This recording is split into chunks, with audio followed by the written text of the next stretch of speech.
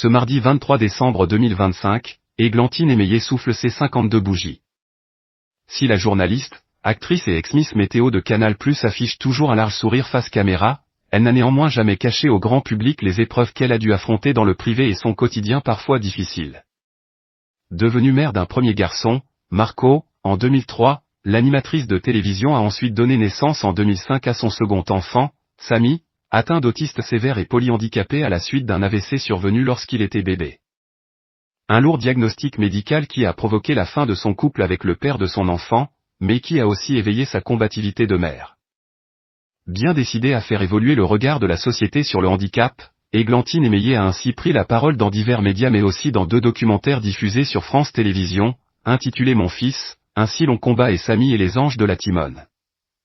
Elle est également devenue présidente d'une association d'aide aux familles touchées par l'autisme, Un pas vers la vie, et a écrit plusieurs livres, dont Le voleur de brosse à dents et Tous tes mots sont dans ma tête, sur la différence de son fils cadet. En février 2023, Églantine Émeillé a malheureusement vécu l'impensable avec le décès de Samy, à l'âge de 17 ans. C'est aujourd'hui auprès de son fils aîné Marco, qu'elle tente de réparer son cœur brisé et apprend à cohabiter avec l'absence. Désormais jeune homme, du haut de ses 22 ans, Marco n'a d'ailleurs pas été épargné non plus par la maladie. Son petit frère et souffrirait d'anxiété et de troubles post-traumatiques. Sur France Inter, 3 mois après le décès de Samy, Églantine Émeillé évoquait avec tendresse le vécu de son fils aîné dans cette tempête qu'ils ont traversée ensemble. Samy avait des troubles autistiques parmi les plus sévères, c'était un enfant qui ne parlait pas, qui s'automutilait quand il n'allait pas bien pour se faire comprendre, c'était très difficile. Pour Marco, quand son frère est parti, il a découvert ce que c'était qu'une maison calme et que de prendre un petit déjeuner. À table, on n'avait jamais le temps de parler avec mon fils, on était occupé par le fait de réussir à faire avaler une bouchée à Samy, qui bougeait dans tous les sens, qui criait, qui se frappait. Tout d'un coup, sa vie à lui a changé et il en beaucoup culpabilisé.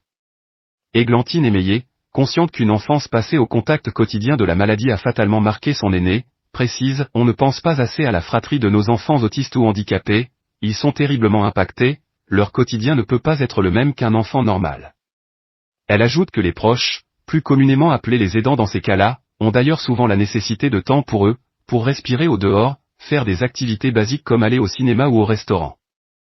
Et puis, elle rappelle la fatigue des familles, dont les nuits peuvent être hachées par les cris d'un enfant autiste ou handicapé. Mon fils aîné, l'école primaire m'appelait, on le retrouvait à la cour de récré, il s'était mis dans un coin pour dormir par terre, parce qu'il ne dormait pas la nuit non plus. Si Églantine Émeillé se défend dans les pages de Voici d'avoir essayé de tout mener de front pour ses 2 fils, malgré son statut de maman solo, elle ne peut s'empêcher de remarquer des changements comportementaux chez son aîné. Marco a développé une hypersensibilité, sans doute liée à son parcours de frère d'un enfant autiste. Petit, il a assisté à des scènes trop difficiles pour un enfant. Lors d'une autre prise de parole, sur la chaîne LCP et face à Daphné Roulier cette fois, l'animatrice qui a fait le choix d'accueillir chez elle un jeune réfugié a commenté le caractère de son fils aîné Marco, le décrivant comme très anxieux naturellement. Églantine Émeillé dira en outre que les médecins évoquent des troubles post-traumatiques et conclura « Je pense qu'il a vécu trop de scènes trop violentes à un âge où ce n'est pas normal et ça ressort maintenant. » S'il n'apparaît pas simple de se remettre d'un tel drame familial, Églantine Émeillé et son fils Marco partagent certainement désormais de belles qualités de force et de résilience. Lors d'un récent entretien pour France Dimanche, la mère des garçons évoquait d'ailleurs avec fierté le courage dont fait preuve son aîné depuis la perte de son frère. Malgré tout ce qu'il a enduré, je le trouve extrêmement solide et courageux. Il se bat pour avancer, il a un grand besoin d'être entouré, rassuré. Pour l'instant, tous les deux, on tâtonne, on prend les choses comme elles viennent et on se laisse du temps. Pour Églantine Émeillé et son fils Marco, il est aujourd'hui temps d'apprendre à recomposer en duo après avoir longtemps été un trio. Sans se montrer trop envahissant mais tout en restant des piliers l'un pour l'autre. On ne leur souhaite que de retrouver ce juste équilibre.